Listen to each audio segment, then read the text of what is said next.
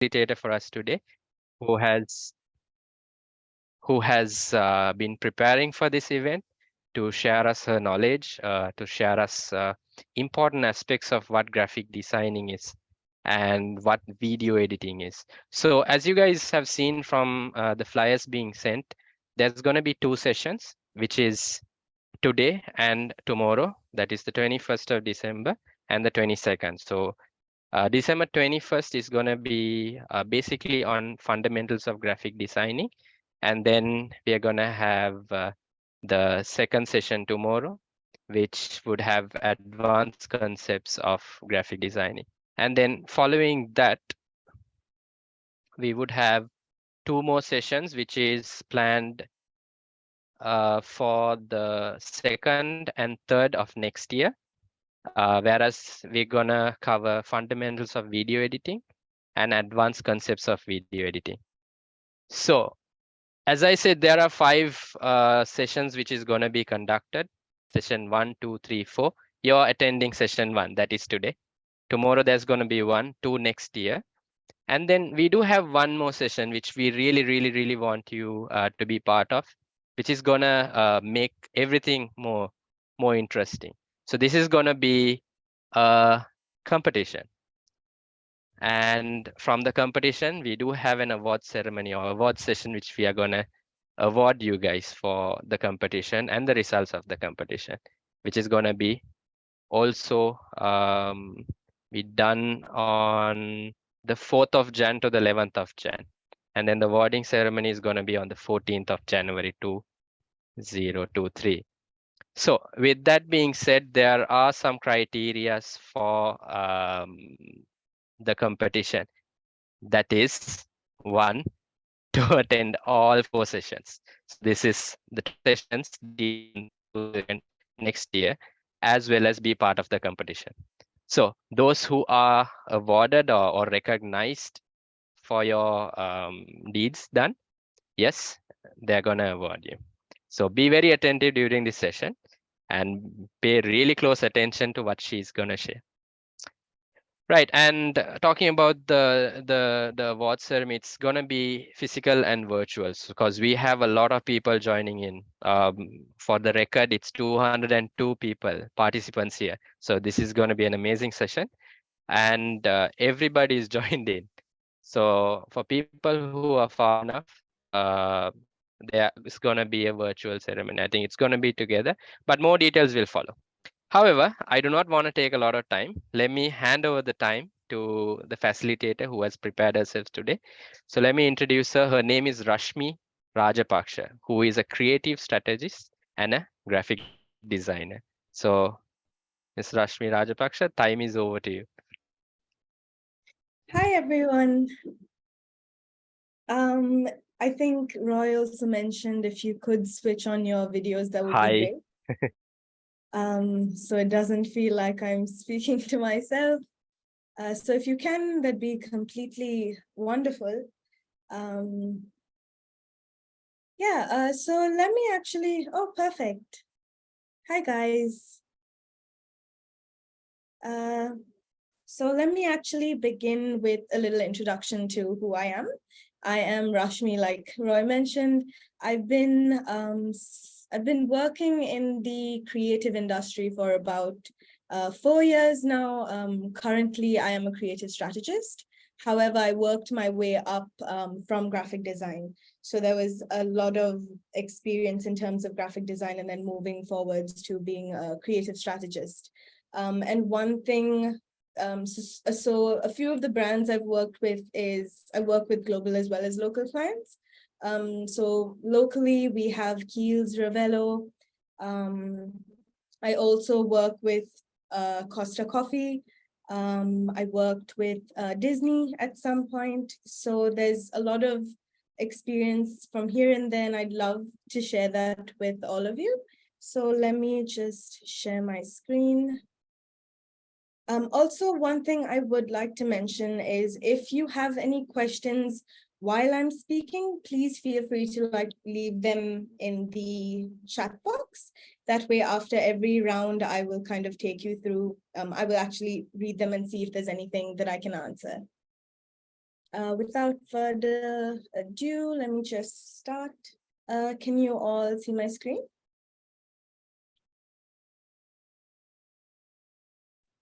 Give We a can, thumbs Rashmi. up. Yes, we Perfect. can see the screen. Perfect. We can see it. So let me begin. The wonderful world of graphic design. So when I first started graphic design, I was about 17, I would say. So there wasn't too much knowledge on this subject. I was someone who always loved illustrating and drawing and all of that, but I didn't realize that I could actually translate that passion into something that would actually influence. Which is what I will kind of be taking you through today. So I'll be taking you through what graphic design is, how it can be influential, as well as the fundamentals of graphic design, which is the basics that you ideally need to understand before you can even start designing. So let's begin without delaying. So what does graphic design mean to you? If you could unmute yourself, and definitely, I'd love to hear what you guys have to say. Any comments?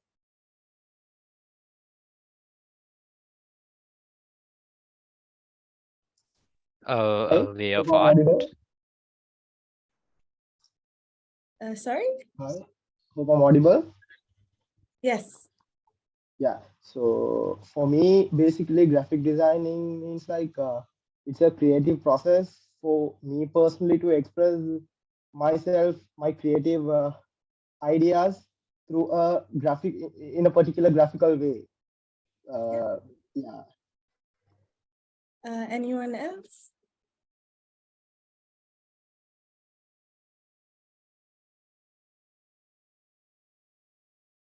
So let me actually start with the presentation. So what does graphic designing mean to you?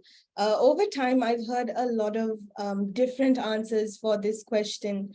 And some of the answers include making posters. The art of manipulation was actually one of them. The ability to say what you need to say without actually saying it, which was a really interesting one.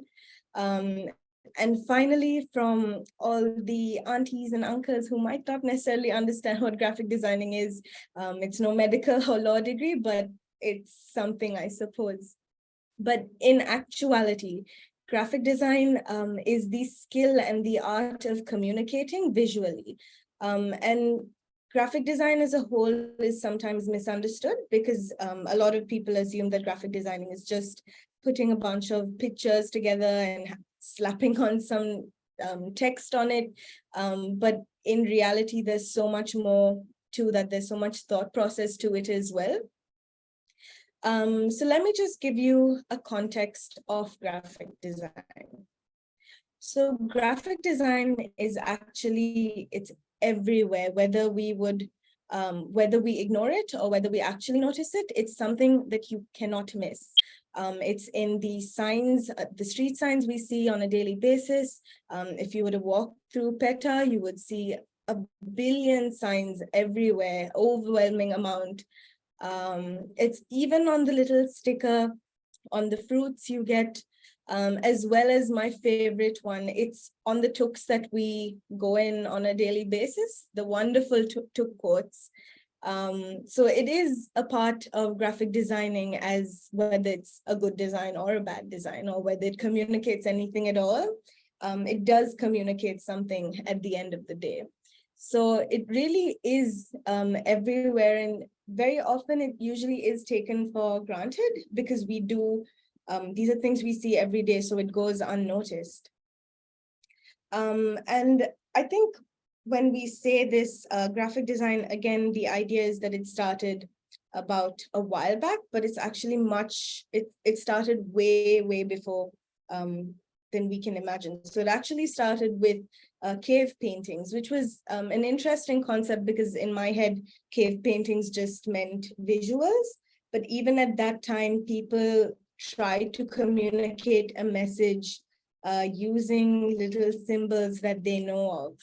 And then you move on to the very first printing press, And you have things like the logos, the first signs of logos. You have possibly the very first advertisement that we see, and things like that. So graphic design has actually moved quite far in terms of where it is right now. So where are we now? I think, so when we talk about where graphic design is now, because of how digitally advanced we are right now, there's so much that we can do, and it's insane. So we have virtual reality, we have augmented reality, like there's so many spectrums of graphic design, and yet you can't necessarily cramp graphic design into a box. Graphic design is basically anything that visually communicates a message. And another thing that I constantly like asking myself is, where are we going with graphic design? It started off with posters that were actually scanned to make beautifully visual posters. And we slowly start to see it now going digital, which is augmented reality. You have brands becoming more inclusive of including 3D art and things like that. You also have an insane amount of art style that graphic designers from all around the world are using in order to communicate a message. So in reality, it really is the same thing, passing on throughout the years. However, it's just different technology, different people, different wonderful people coming up with these brilliant ideas of how to communicate. Are there any questions so far?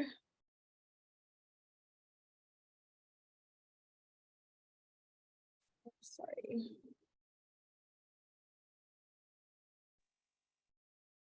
Okay. So in terms of the basics, so the fundamentals of graphic design, one thing that's quite important is to understand, to really master something or to become proficient at what you are doing. Knowing your basics is a must. And right now it might even seem a little boring, but to be able to take these basics and transform them into something insanely beautiful as well as smart is actually a skill that people take years and years to practice. So graphic designing, actually the basics, it splits into two separate categories. One is the elements of design, and the other is principles of design. And once you actually know these two separate elements of its own, honestly speaking, you don't really need a degree in graphic design to create these amazing visuals. It's just all about understanding the basics of graphic design fundamentals. So let me actually take you through the elements of design first. So for the elements of design, we have line, shape, space, color, texture, and value. If you actually Google this, there might be other variants of it, as I think designers, people do have different opinions on what exactly the elements of design are. However, it usually lands towards this spectrum. And when it comes to the principles of design, you have proportion, balance, rhythm, emphasis, contrast, and unity and movement. So I will actually explain each one. And do keep in mind, these are really important to understand, just because when you're making a composition, so your final artwork, all of these need to act in harmony to create something extraordinary. So let me actually begin with the elements of design. So the elements of design are your basic building blocks to any composition. It's almost the skeleton of what you are trying to design. So the first one is lines. It seems really simple. The idea of a line, it's just a line at the end of the day. So even when I just started, I didn't think line could have personality or it could convey different messages, but if you really think about it, the way you perceive a straight line and the way you perceive a curved line might be very different. The way a smooth line makes you feel will entirely differ to how a rough line might make you feel. So lines really do create division and hierarchy within your design, and it really does help the user direct their eyes towards a specific information that you want to show them. So the next one is shapes. So even though we see these shapes on a daily basis, even if you look around your room right now, you can probably spot at least 3 of these shapes. And these shapes on its own actually make you feel something when you use the other elements of design as well as the principles of design. For example, the way a square makes you feel might differ to how a circle makes you feel. So square, when we're usually using a square, it's to provide stability. However, when we're using a circle, it's to provide more comfort and all-rounded feeling, which is quite interesting, I would say. It really does emphasize the shape you use, emphasizes the message that you're trying to put out there. So next is actually space. So space is actually a tricky subject because if you notice the way we do, the way graphic design is in Sri Lanka, at least mass graphic design, is completely different to what you might find in another country. And that's purely because it's what Sri Lanka is used to seeing cluttered, crowded, 3, 4, 5 fonts on one poster, 6, 7 colors on one poster. So we don't, I would say it's quite hard for us to accept white space. But white space works wonders if you really use it to your advantage, because it enhances your readability, it simplifies your design, it gives you a complete image of what you are trying to say, and it also does add a sense of luxury.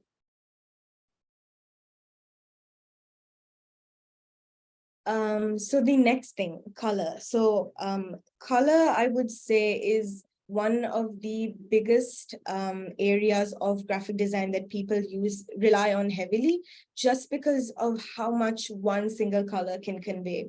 So even when you're driving and there's the stoplights, you see red, yellow, and green. So red instantly makes you want to stop. So the same way people have used that theory into how they convey it in their visuals, which is insanely interesting. And as you can see, color can also be, again, subdivided into different categorizations. So hue is actually the name of the color. So if I were to say red, that means that is the hue. Saturation is the intensity or the purity of a color. So whether I move towards the inner part of the circle, that means the saturation is becoming a little more dull. And if I were to move from inside to outside of the color wheel, it means that the saturation is really high. And the final one is value. So people usually think of white and black as a color, but in reality, it's actually a shade. So it tints your colors to either look really dull or really bright. So that's something to keep in mind on when you are talking about colors. So getting back to this topic of feeling in colors, if you can see, I have a bunch of logos on the screen that are all banks. And even if you do this with any other industry, so this is the banking and financial industry, they tend to use one specific color all the time. And in this case, it's blue. The usage of blue has been massive across the financial and banking industry. And that's purely because the color blue symbolizes trust and security. And here you can see a lot of brands actually did this. So H&B as well, if you can remember their previous logo, they had blue and orange, and yet with their new rebranding, they moved towards a lighter blue, which is common across most financial brands. So if you look at this spectrum as well, this is actually one of my favorite infographics to refer to, just because of how you can actually categorize the color with a feeling as well as a specific logo. A lot of, if you think back, maybe a lot of luxurious brands always stick to black and white, just because it gives that sense of luxury. So Dior and brands like that, they use insanely minimal typography to bring that out. And when you think of yellow, to be honest, it reminds me of McDonald's, just because of the way those yellow arches are on the logo. And it is, and one of their values is to be really optimistic. The same way, if I were to take it to a local context, for example, Kiehl's uses a similar green to this. However, as you see this green, you instantly know it's Kiehl. So even their branding has been insanely successful in conveying the message that they want to be sustainable, that they want to be more sustainable as well as healthy. So this is actually a tool I would recommend you use if you do want to see how colors work together. So one issue that I had as well is it was honestly really hard to pair up colors, just because there's so many and sometimes it just doesn't work. And we already have a good sense of colors, to be honest, because every time we think of Christmas, we think of green and red, which are directly complementary to each other. So I would suggest you either write this link down and check it out on your free time if color theory is something that you're really interested in. So the next one is texture. So when I first started out designing, texture wasn't necessarily something I experimented with, just because it seemed a little overwhelming.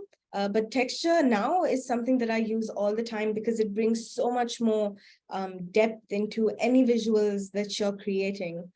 So this is an illustration that I did, and if you can see the difference between the one that has no textures and the one with textures, the feeling you get out of it is so much more better than the one without any textures, purely because the tiny minute details all add up to give you a sense of whimsical. Someone raised their hand, I think. You can unmute and ask a question if you have. I have a question. Yeah. So does texture give the graphics some like life to it? It does. So it basically gives so much, it gives it depth.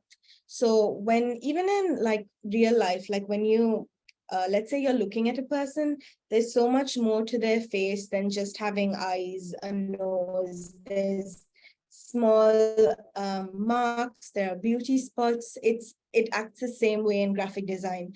The textures and the minute details actually contribute to a lot more feeling that you can evoke in your specific target audience, or in like any person that you're showing the visual to. I hope that answered your question. Yes, it did. Thank you very much. So I will actually move on to the next slide. Yeah. So value. Value is similar to what I was referring to earlier, where black and white are just shades that you use to tint your colors to look a specific way. But if any of y'all draw, we usually shade certain text, certain parts of a drawing more darker than the other parts, and that's purely to give it some depth and a 3D feel to it almost. So this is again really important when it comes to creating design right now as well. Do you all have any questions about what elements of design is? Because I'll be talking about the principle of designs next. So maybe let's clarify any questions there might be.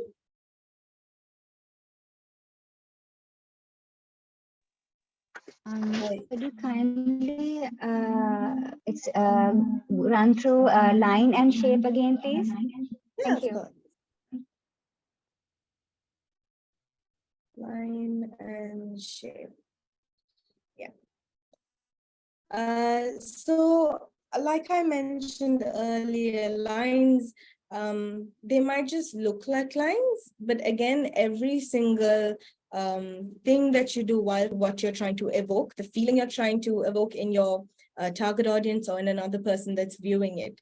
So even if you see these lines on the screen, the very first line has a completely different feeling to the very last line. The first line is more flimsy, it's a little unstable, while the last line gives you more ruggedness and roughness just because of the texture, as well as how thick it is. And when we talk about shapes is actually a really interesting theory, which I recommend all of you to go read more about it, because it seems so simple and yet there's so much behavioral psychology behind the kind of shapes we use. So for example, the triangle has really sharp edges, so it seems a little more alarming, which is why sometimes when you're, so sometimes on the road signs, they have the triangle rather than a circle, because the triangle makes you say, okay, wait, stop, and read the sign before you go, just because it's alarming compared to the circle. I hope that answered your question. Are there any more Yes, thank you. questions? Thank you so much. Let me just, okay, does space always necessarily refer to white space? So this is actually a really good question. It's, so yeah, here. So in this case, it usually is white space. So white space in the sense, any space that isn't occupied by any elements of design. So right now, even the presentation you're looking at, other than the picture you see, other than the text you see, everything other than that is your white space, even though it's on a slightly yellow background. So even in these images, the white space on the very first image towards the left kind of shows a candle holder looking shape, and the black sections show faces. But when you invert that, immediately the candle holder shape becomes more prominent than the faces.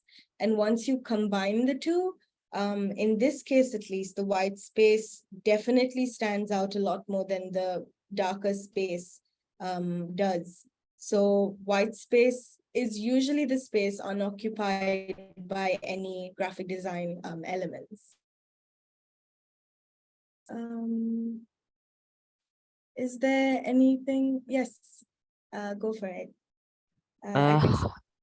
So how can a color give a Mhm. person a feeling of what to do? Okay, so you know how I'm not sure if you drive, but I'm sure you've been in a vehicle. So when you're on the road and you have to stop near a traffic light and it goes green, it goes red, everybody stops without a doubt. Of course, arguable that it is the road rules, but that red causes a moment of not, it almost causes a moment of panic, just because you know you have to stop. It's inbuilt in your head that, okay, these are the road rules, red means stop. That's also why, like, if you see the, for example, if you see buttons on a website, usually if you want to click the OK button, it's green, just because green has been connected with the idea of movement and the idea of going, while the red button might actually suggest canceling the entire thing altogether. So that's how it usually works. It's already inbuilt in our minds. It's more of a behavioral thing to associate certain colors. So yellow, usually when I think of yellow, it makes me feel happy. It makes me think of sunshine. It makes me think of really positive things. But when I see a shade of, let's say, a dull blue, I think of sadness. I think of I think of a rainy day. And that's because our surroundings also influence these decisions, right? Please do ask me if you have any doubts about what I just said. No doubts. Okay, perfect. Thank you. I think someone else raised their hand as well. We'll take like 2 more questions before we move on. Yeah, my question is that you said that it's way more different from Sri Lanka and the international level how they use these colors. Can you give an explanation and some examples of international stuff as well? Okay, so for example, in the best example I can give is in the Western parts of the world. In a funeral, they usually wear black, right? But in some funerals in Sri Lanka, they wear white because it resembles peace, right? The same way, when you wear red in Sri Lanka or South Asian countries, it gives a completely different feeling from how they might perceive red in China. So red in China is actually a color of good luck, but red in Sri Lanka usually has its negative connotations with it.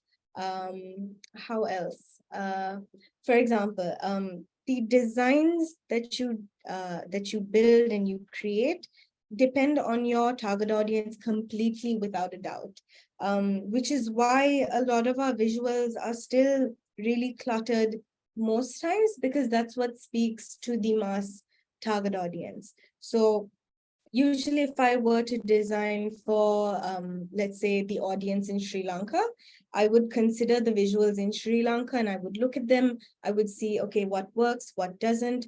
And then I move towards seeing, okay, these are elements that I need to take, and these are the kind of things that will convey my target audience to really understand the message I'm trying to put out there.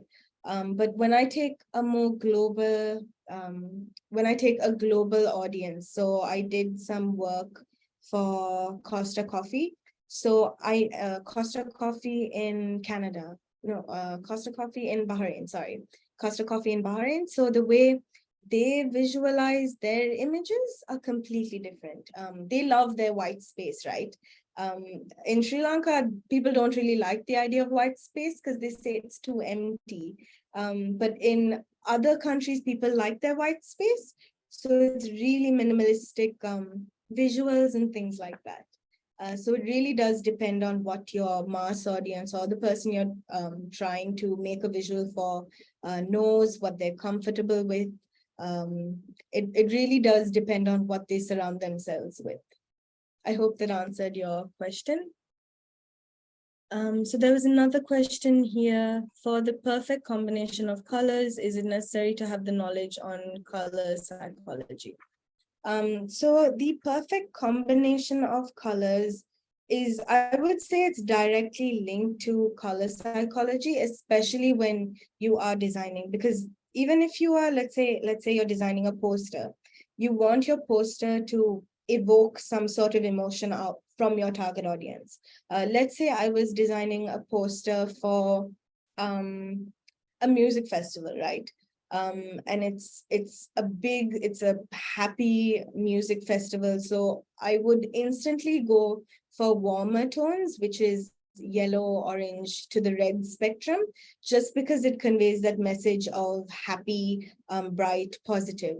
But if I were to design a poster, let's say about depression, I would move towards duller colors, just because that's the feeling it invokes. And the color combination thing, it's purely to make your visuals beautiful to look at. Because when you see Christmas, any Christmas visual, when people use red and green, it's quite nice to look at, purely because they're on the opposite spectrum of each other. If green is over here, red is directly across it. So that's a complementary color. There are different variations of how colors pair up with each other. If you can see over here, you have a bunch of up your colors. Are there any other questions before I move on to the next section? Hi, can you hear me? Yes. So I found it very fascinating, everything that you mentioned about color psychology. And I was Mhm. wondering if you have any other resources that you would personally recommend we could learn more about it. So I actually learned about color theory and color psychology. Yeah, color psychology through branding. So I specialized in branding for my final year of university. So to see how colors work together is something that it took a lot of time and understanding, but I actually think I have a bunch of articles on that from my university days. So I might share it to maybe either Roy or one of them to kind of forward those links to you. And I can definitely show you tomorrow as well, the specific links. Yeah. Awesome. Thank you so much. No worries. So now let's actually move into the principles of design. So to be honest, this is where it kind of gets a little complicated, I would say, because to understand the elements is one thing, since they're individual aspects that come together at the end of the day. But the principles of design has to purely do with how you lay out all of these elements and how they are used to convey a message. And this is something that, again, takes years of practice to properly realize what you are doing. And in this specific section, I'll actually show you examples just because it'll be easier to understand what I'm talking about. So the very first one, balance. So any element that you place, so the elements like I mentioned earlier, lines, shapes, and all of those things, as well as typography. So if you place that on your composition, it carries a visual weight of some sort. It can range from various sizes, from color to texture. So see, these are where the elements come into play. But balance purely speaks about how you lay out all of these elements in your design. So there are usually two ways that you can do this. It's either symmetrical or asymmetrical. Symmetrical is what we are usually very used to. I would say it's so much more easier designing symmetrical, let's say posters or anything symmetrical is so much more easier to design compared to asymmetrical. Even for me to start playing around with asymmetrical design, it was quite complicated because it's very easy to make something feel off balance when you're doing an asymmetrical design. But if you do it properly, I assure you the final piece that you've made will look insanely stunning. And I'll show you some examples as well. So these are two posters. One is symmetrical and one is asymmetrical, right? So again, with these, let's take a look at the symmetrical one first, just because it's what we know. So when we speak about symmetrical design, you will also notice the elements of design that I was speaking earlier. So you can see texture, you can see value in the sense the mountains fade from light to dark. So that is value, creating depth within it. And you can see this beautiful color palette going on, this beautiful gradient in the background that kind of contributes to what this image is. And I think someone mentioned what exactly do you define as white space? So whatever you see, that color section where it goes from blue to orange, that is actually a white space, and it almost looks like an hourglass. So the space has been used to look like an hourglass because that's what the movie is about as well. And it's done insanely well. They've used symmetry to show all of these elements and to also give a brief understanding of what this specific movie was for this movie poster. And if you look at the asymmetrical one, so in this case, they've used shapes, they've used textures, they've also used depth in a way. So it almost looks like from the very first black figure, there's a little man running behind. And to do that, there needs to be an insane amount of balance. So ideally, someone who just started designing would left align all of this text that you see on the top area. But here again, they've made it in a way that it resembles the staircases that you see in the poster. So it's quite well done in terms of an asymmetrical design.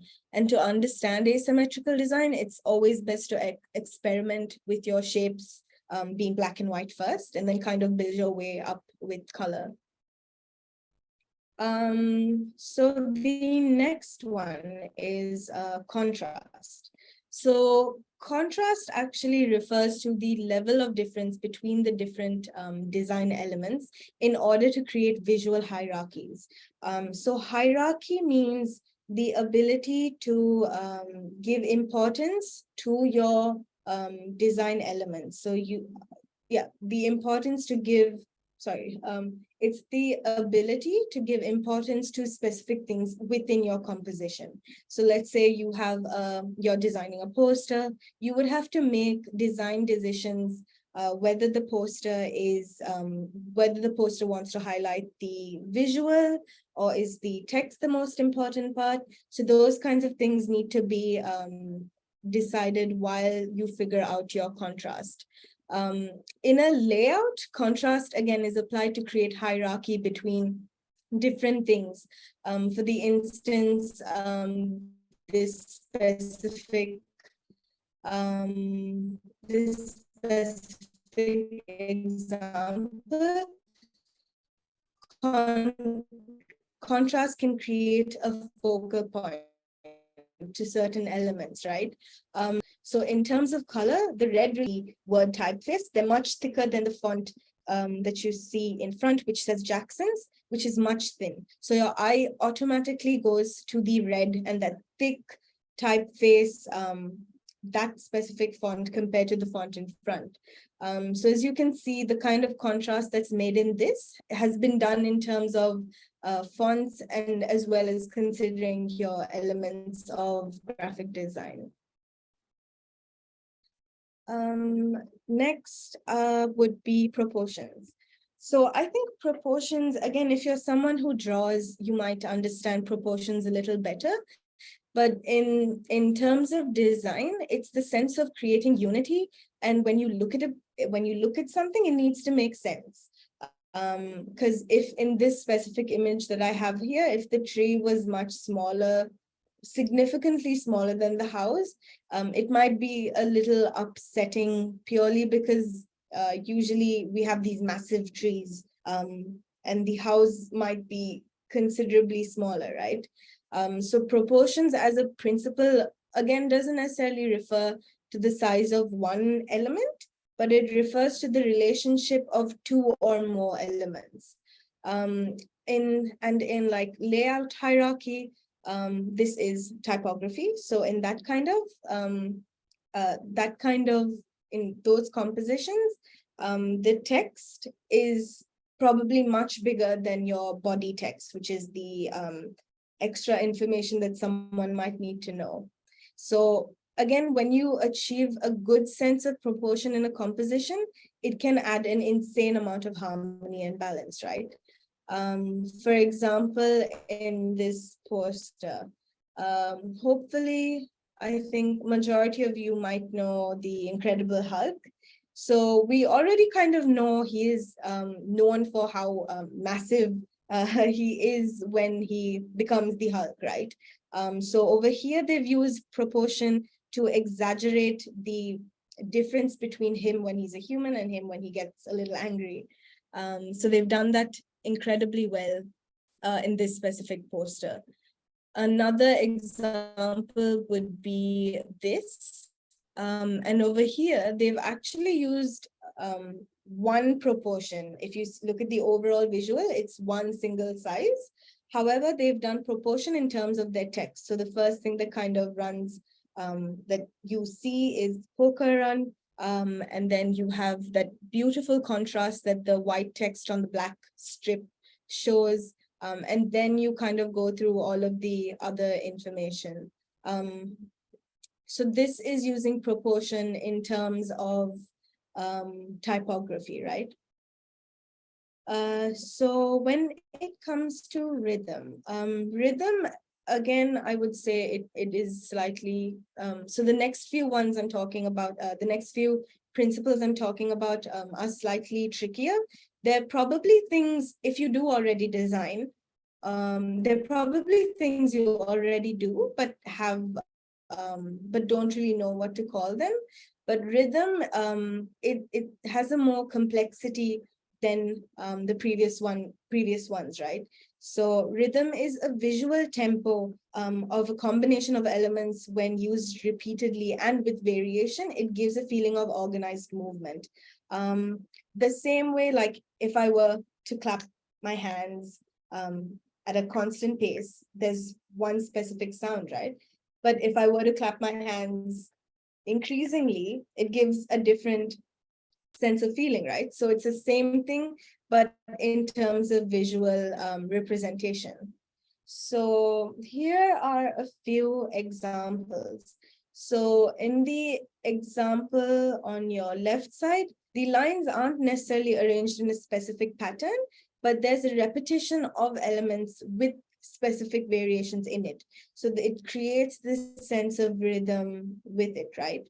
But on the poster to the right side, you can clearly see a specific rhythm where the keys on the piano slowly transform, and you can even see the distance between the keys and the birds start to increase. So that is visually creating a sort of rhythm to show the sense of movement.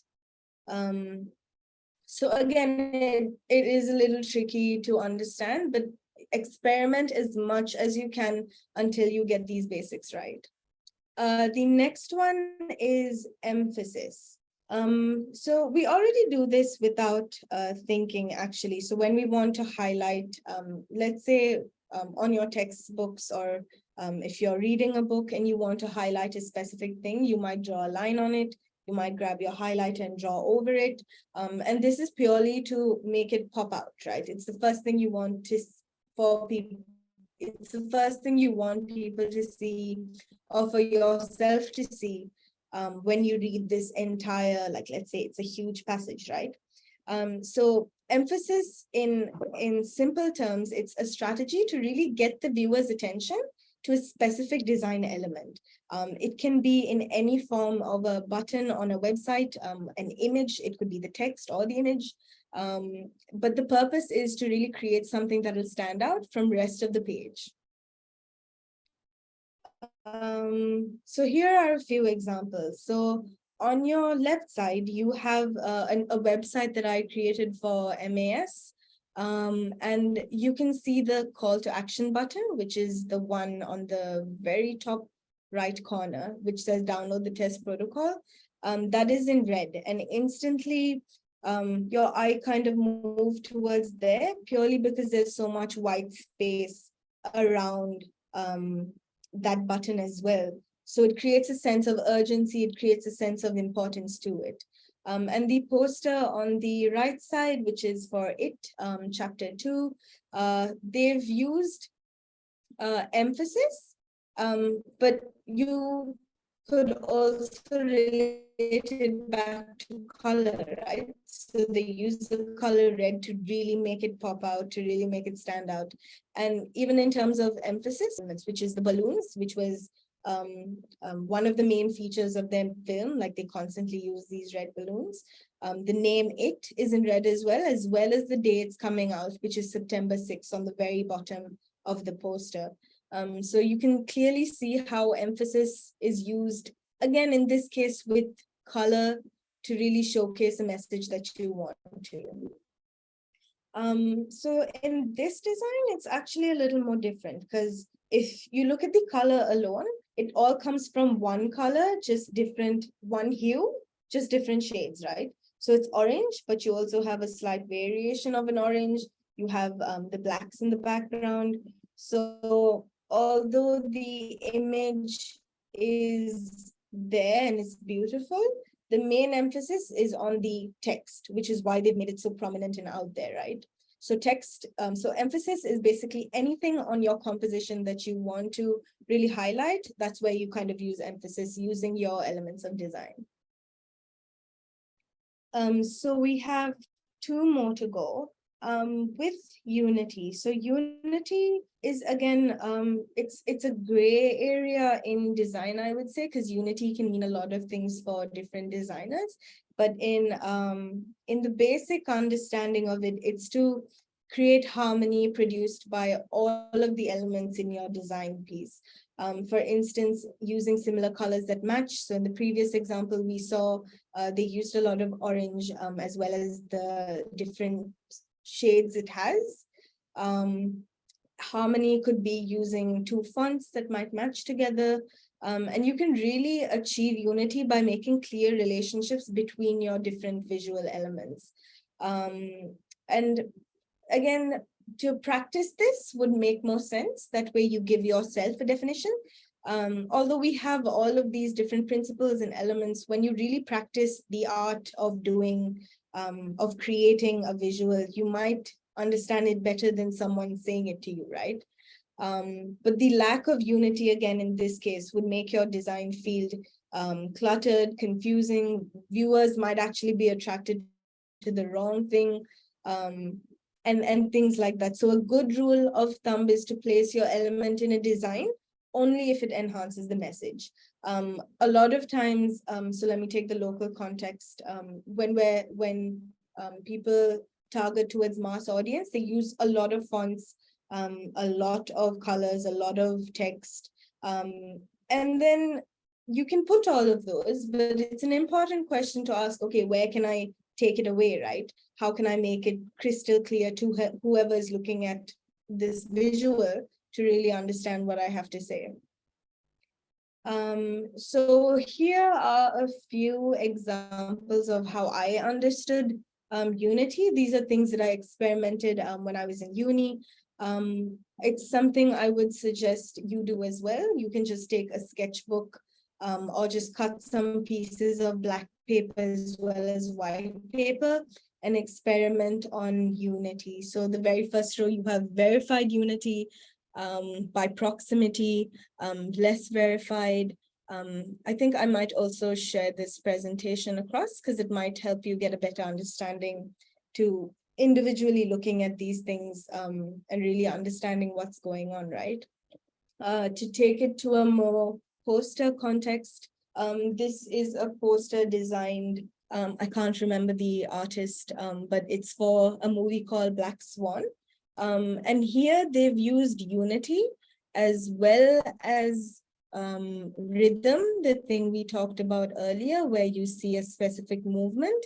And they've also used just 3 colors to get what they want to say, right? They've used a light yellow, they've used a black for creating a sense of negative space, and they've used a red to really highlight certain things. So this poster actually creates a really good combination of Unity, since it applies all the different elements of design, as well as the principles of design. And I think I mentioned this thing about the rhythm, how it creates a movement. So movement itself is actually a principle of its own. And it's something you see right now more than ever, because there's an insane amount of digital usage by us. We're either constantly on the phone, even if we step out, we might see a digital billboard. It's just everywhere, right? And movement, actually, a lot of people in the design industry or creative industry, they use movement in order to capture your attention, given that you'd see like 100 posters a day, something with better usage of principles of design probably has a better chance of grabbing your attention, right? So in this case, movement purely refers to the path that the viewer's eyes takes through in a composition. And I'll show this with examples because it'll definitely make more sense. So in this case, there's actually two usage of movement. So one is this movement in the background that you get with this gradients that are forming. And the second is movement of the text itself, the message, right? So this is where, again, that the term hierarchy comes into play, where vibrant colored liquid is the very first thing that you see when you look at this, and then you slowly get generative art backgrounds and those kinds of things. So movement like I mentioned, movement is just really the way your viewers' eyes go. And you will get really good at this if you practice on how to prioritize things in your elements, the thing I was talking about earlier when it comes into unity. So this is another poster. So in here, unity, in here, movement is done through the shape that's forming. So you might not actually see a shape physically, but the typography, so the word life has, well, life experience has been warped in a way or shaped in a way to create an illusion of that there is a shape. So it also gives a movement just because of how the fonts have been placed right within the shape. And this is a more direct approach to what a movement is. So the reducing opacity. So opacity is when you have an object that is in 100% color, and when you slowly reduce the transparency, that is called, that opacity is what you call it, which is reducing the transparency of your image. And this is usually done, so reducing your opacity is what a lot of people do when they want to create a sense of movement as well. So it almost looks like a gradient, but it's not really a gradient because it's not continuous, right? So that was kind of the last principle of design. And like I mentioned earlier, I might have like overwhelmed you with information, but again, practice is key in this case, to be able to learn each one on its own, how it might work together, seeing a lot of examples of what's out there, because we have the ability to do that, right? We have the ability to look at different designers. But just the basics of understanding this, if you understand it, I assure you anything you create will come out insanely well if you just practice. So I will actually just open it for questions. So if anybody has any questions, you can unmute and ask away. Excuse me. Yeah. Could you please tell me how rhythm is used in graphic design? Oh, of course. Let me just go back. Yeah, here. So let me try and make it a little easier. So rhythm is purely, it's there to give you an idea or a feeling of, sorry? Okay,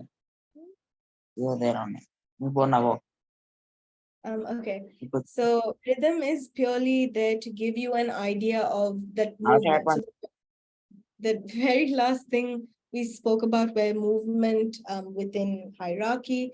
So rhythm is the same thing, but in a more consistent pace. Let's say you place 3 circles equally spaced, then it creates a stable rhythm, right? But if I place 1 circle here, 1 circle here, and 1 circle further away, that gives a sense of unstableness, right? So that not only is it creating movement, but it's a rhythm, right? Like the example I said, that is a stable rhythm. However, if the claps were increasing, that would be an unstable rhythm, right? But you use these things to kind of create that movement that we were talking about earlier. I hope that answered your question. Yes, it did. So the rhythm, so in the poster that you showed where the piano gets transformed into birds, right? So the rhythm is that from piano keys slowly turning into birds. Is that the idea? It's accelerating, if you can see. Yeah, definitely. It's the space between each of those black and white little drawings, it increases, if you can see, right? So it's showing that sense of almost speed. If any of you did physics, I'm not good in physics, but I remember a few things when you're drawing an accelerating line or something like that, you usually show incrementing dots on the page.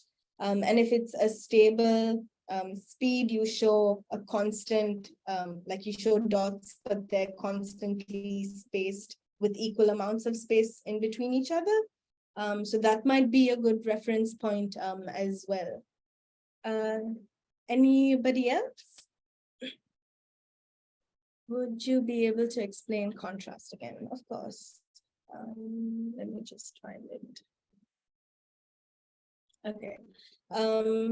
So I'm going to break it down even more to simpler terms, right? So when you think of black, you also think of white, right? And when you put the two together, there's a big difference of how black is and how white is, just because of the visual standards it has, right?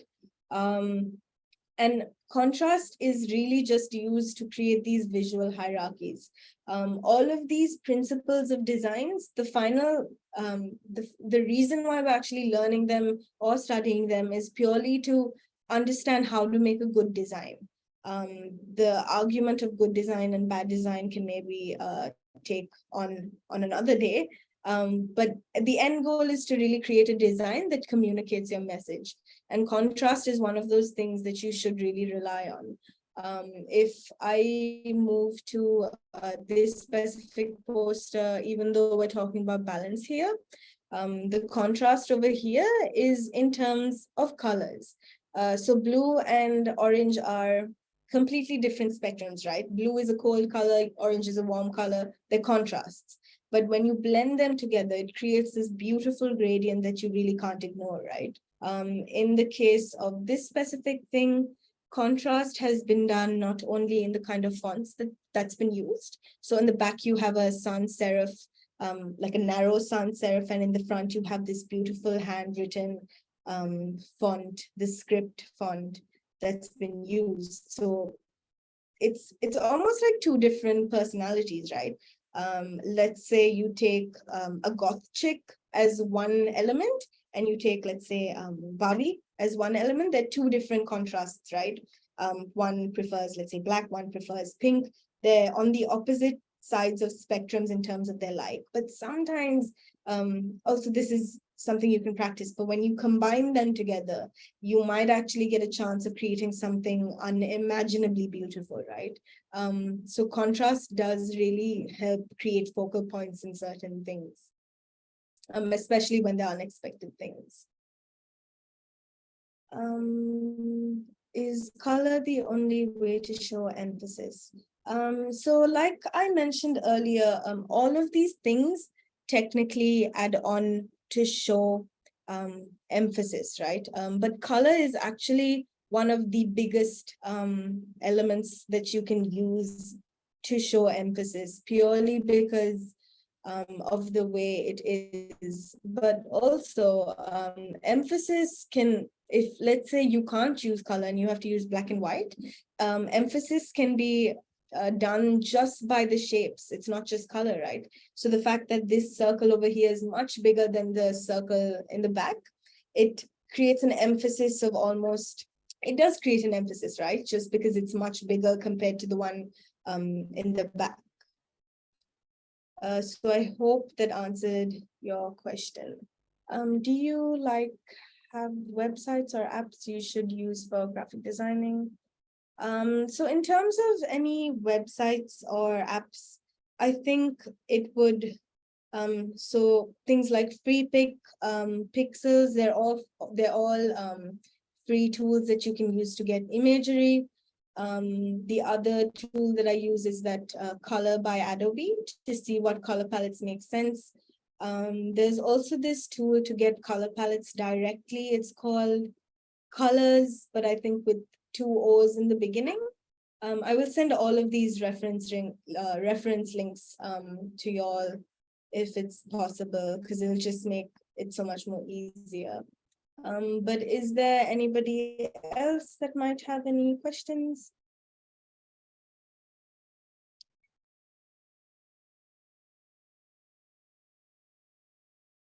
Yeah, so someone just typed in the chat. Yeah, it's colors with 2 O's in the beginning, LORS.co.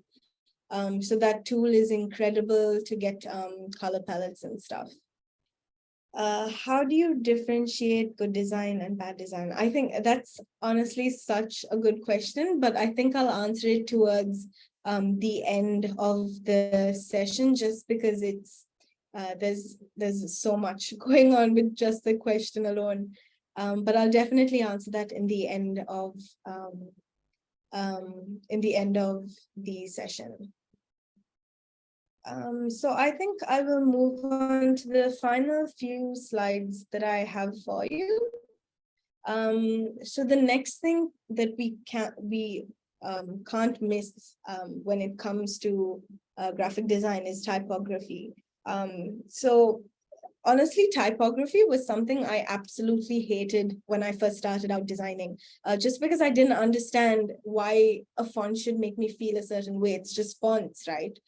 What can you get with it? It's not like a color, like it really isn't, right? But now when I look at it, and just because I understand it a little more, it completely changed the way I look at visuals, right? So you see the fonts. I actually put a bunch of fonts for you on the screen. You also can take a note of the different kinds of fonts that are there. There's actually more than this. There's serif, sans serif, slab serif, script, there's monotype, there is display, but these are almost the basics of the fonts, I would say. But each font kind of gives you a different feeling, right?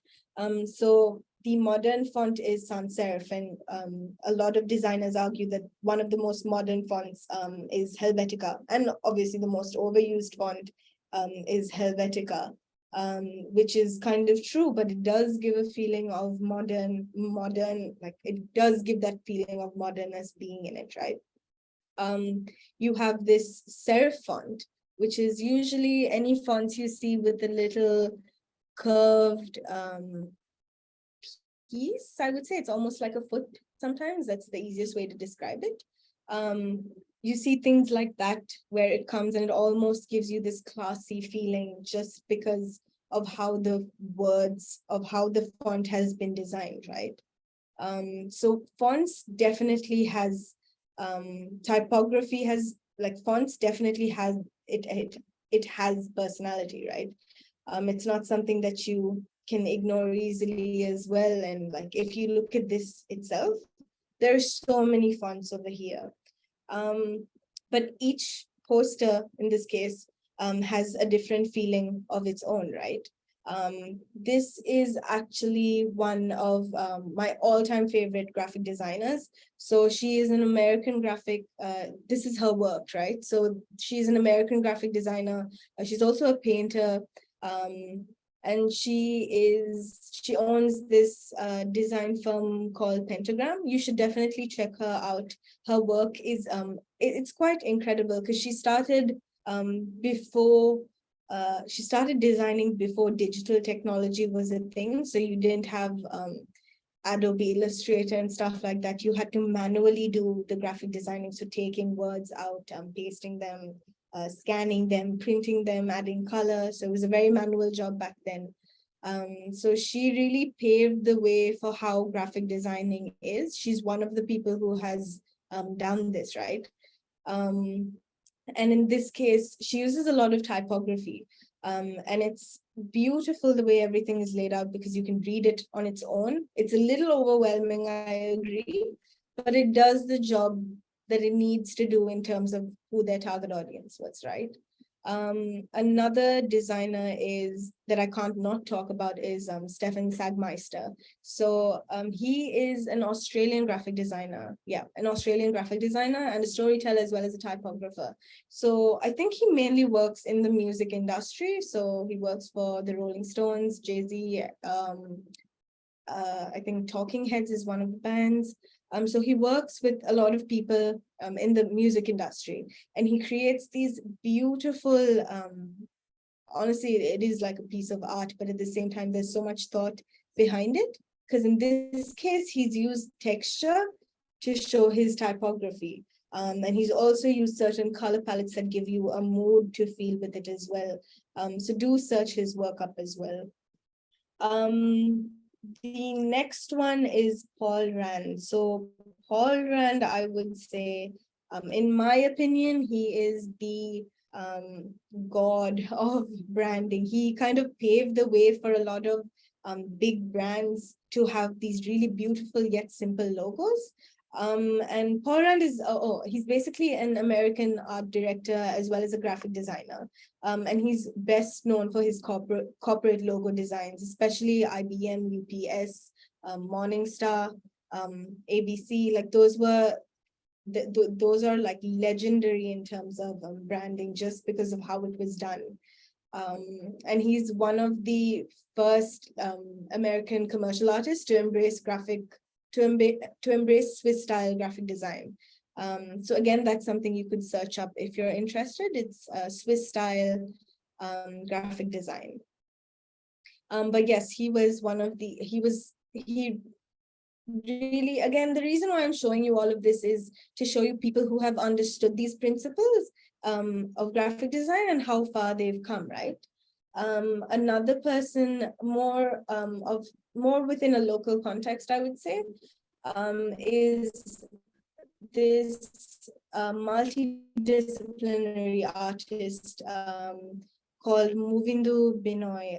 I don't know if you all have heard this song, but the music video to it is super. Like, I haven't seen anything like that. And if you look at the screenshot I've taken here, they've actually used symmetry. If you notice, everything, all the elements in the right side is similar to the left side.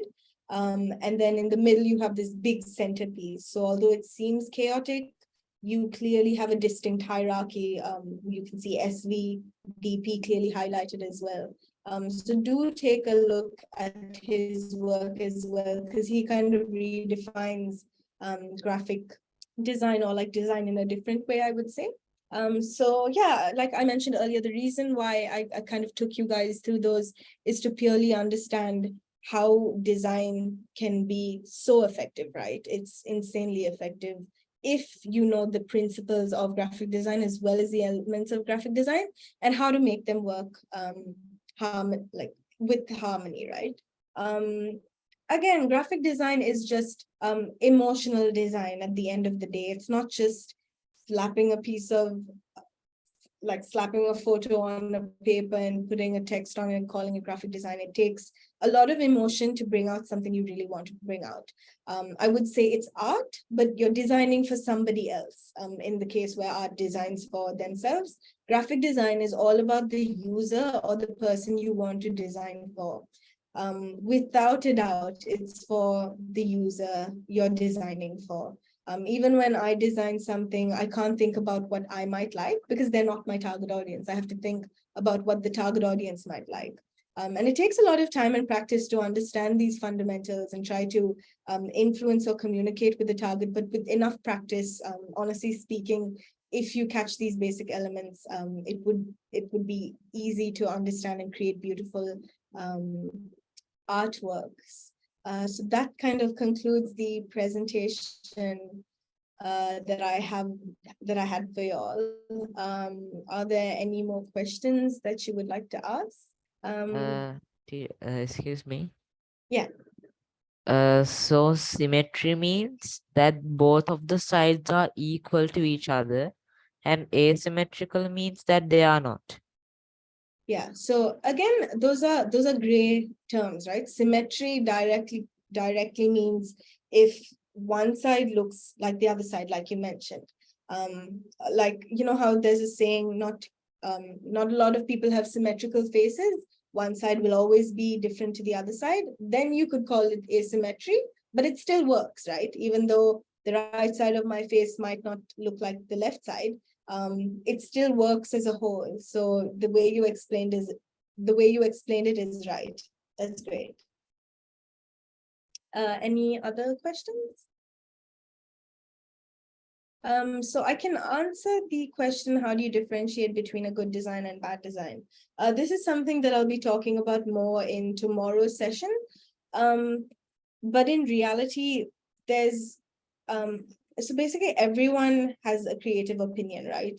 Someone can look at your design and say it's a bad design. Someone can look at it and say it's a good design. And there will always be someone, even if 100 people like your design, there'll always be like one person that does not like it. And that's because creativity is so personal, and it's so, it is a really personal opinion, right? It's one's opinion of how they've come through in life, the kind of things they've seen. It's all based on that. But how I would say is good design is purely based on if the visual you've made hits the brief that you have. So if your visual was made to influence people to buy, let's say, a packet of milk, and if it does it, then it's good design, obviously, regardless of how it looks. If it does it, it works, right? That's why, so this is like, it's a little controversial, but I don't necessarily believe that Sri Lanka has bad design. Obviously, if you compare it, it's bad, right? It doesn't follow most of the principles of design and stuff like that, but it genuinely works because of the outcome it's getting. So further on, I think as you become a designer and you've been in the industry for a while, your terms of good design and bad design will change as well. But these are just my terms of what good design and bad design is. I really don't think there's any bad design. I just think it's, if it doesn't work though, it is bad design. Again, like I said, it's a very tricky subject to kind of roll over, but I'll definitely talk about it a little more, and maybe we can actually have a more interactive conversation about it, just because I'm sure a lot of you might also have something to add to it as well.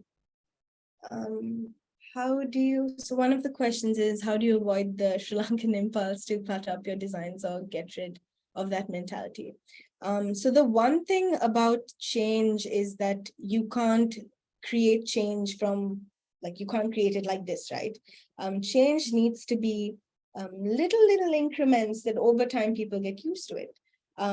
So that's something I used to tell my lecturer as well. Like, if I want to create a change in the graphic design industry in Sri Lanka, it needs to be small changes. If I want to make a change within a mass audience, it needs to be really small increments of changes. So maybe if I'm using 4 colors in the first one, because that's what my target audience likes, in the next post, I'll actually use 3 colors. And then in the next post, I'll use 2 colors. And I'll bring it back to the 3 colors and then slowly take it to 1 color. Like, it needs to be a gradual process of building up our own industry, of building up our own creative industry and making people get comfortable with it. But yeah, I think there's a quote saying, the public are afraid of bad design, of good design, just because they're so unfamiliar with it. So the good becomes scary, and the bad design becomes, comforting, which was a genius way of explaining it. And I think that's exactly what's like happening right now as well. There's another question. Is it a must to have a graphic tablet? It is not. If you're someone who enjoys illustrating, so I have a graphic tablet, but that's because I enjoy illustrating, right? But if you enjoy illustrating, I suggest getting a graphic tablet. Otherwise, you can completely do this with a mouse. It's completely fine. It's not a must. Anybody else? Any questions?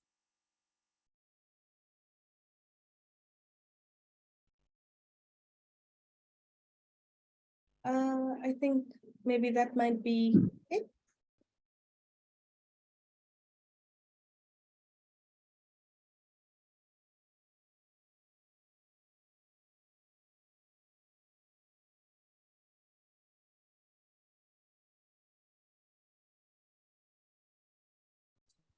All So right. is it? Yeah, go ahead. No, I was just, is it a master download app? I think by apps they meant Oh, yeah. the Photoshop apps. I recommend that if you have, if you can download it, do download it, because the next session, which is tomorrow, I was actually planning on taking you through the basics of Photoshop. Because I remember when I was starting, it was a horror story to navigate it through. So if you do have the software, this might just be a push for you to actually get started without procrastinating it. So if you can, do get it, but otherwise you can just take notes. That's completely fine. Are there any small projects? We aren't part. Okay, so the next question was, are there any small projects or exercises you'd recommend we can try out if we aren't part? Yeah, definitely. So again, it depends on what kind of graphic designing you want to go towards with. The things I spoke to you about is the basics, but it expands to so much more. There's branding, there's UI, UX design. So maybe if you can reach out to maybe Roy and tell him anything in specific, then I can give you links and stuff to all of those things. Yeah. Awesome. Awesome. I think that was a really interesting session. Thank you so much. A lot of things being shared, but one thing which I repeatedly heard was graphic design, obviously. But then one thing you repeatedly said was practice, practice, practice. I think practice is something which is familiar with every industry, every field. So yes, as rightfully said, practice makes perfect. And I think this is the best session, best foundation anybody could have in progressing into a good career as is in graphic designing. And thank you so much, Rashmi. Thank you so much for that idea, the mindset, your theories, everything which you have shared. I think it's a very good eye opener, especially for a set group like this, for us to move forward if there is a goal for us to reach in the graphic industry. Yes, I think this is pretty much a good initiative, and thank you so much for sharing. I know it's been a very short time. There's a lot of things which somebody should learn, but then thank you so much for keeping it to the point, and thank you so much for sharing it with us. And with that being said, thank you so much again, and thank you guys, everybody, for being part of this. You've been very great. But before we close, there's three things which I want to remind you of. Number one is, hold up, let me just take it up. All right. Okay. So number one is, if you guys have noticed, there has been a link which has been shared on the chat.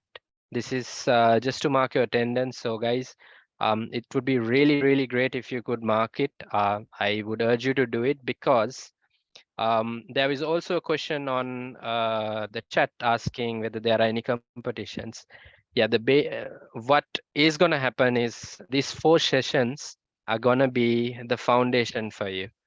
And then after the 4 sessions, we are going to have a competition just to see how you guys have been attentive, right? And then as we said earlier, there's going to be an award ceremony at the end.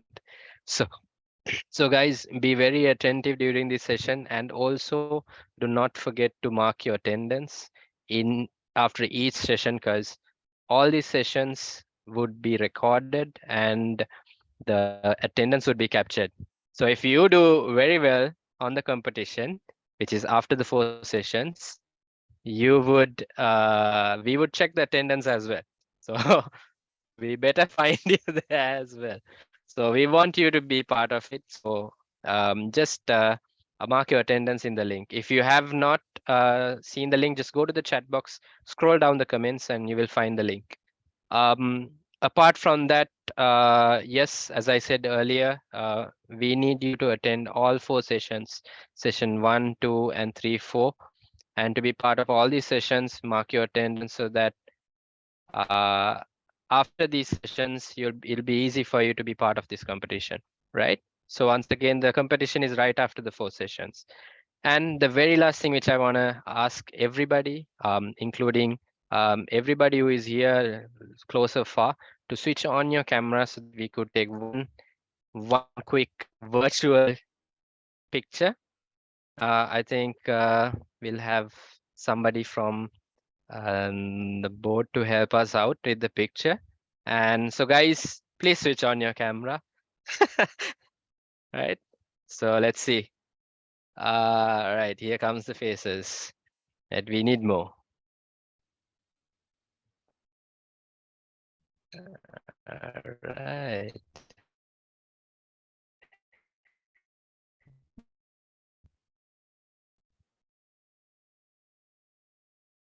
Okay, are we getting a count, guys? Would be able to give us a count.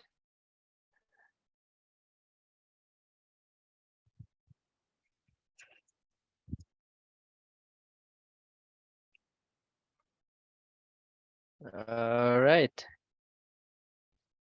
So let's just pause for about 30 seconds and see somebody would take a photo. All right. So on the count of 3, start posing, start laughing, smiling. Okay. 1, 2, 3.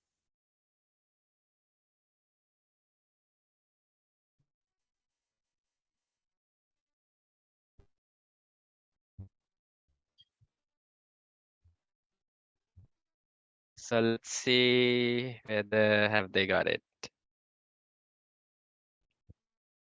It's so nice to see all of you. I that I was know. The faces came out.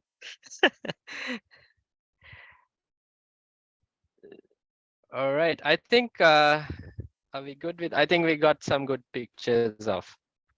Right. Cool. So that being said, guys, remember this is session 1. There is 4 sessions to go, and I hope you guys realize tomorrow is the next session. And as Rashmi said, there is a lot of things that she has planned for tomorrow. So same time, guys, just be ready. Have your questions up as well, and do not forget the things which has been shared today. Right. With that being said, once again, thank you, Rashmi. Thank you so much for that amazing details which you have shared with us. And guys, thank you so much. I think I said we had around 200 plus people attending today.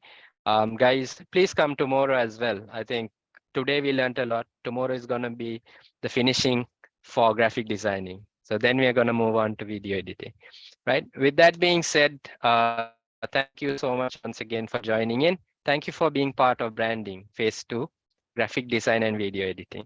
So once again, this is an initiative by the Rotaract in Rotaract District 3220 in collaboration with the Rotaract clubs of Colombo Metropolitan, Pearl Island, and Wellavata. So before I conclude this session, let me just conclude with a quote by one of the famous people you could hear. He is from the United States and is also known as the founding father of the United States. His name is Benjamin Franklin. So Benjamin Franklin said, "Tell me and I forget, teach me and I may remember, involve me and I learn." So guys, with that being said, thank you so much for joining once again. This is Roy John signing out for the day. But then catch you again tomorrow.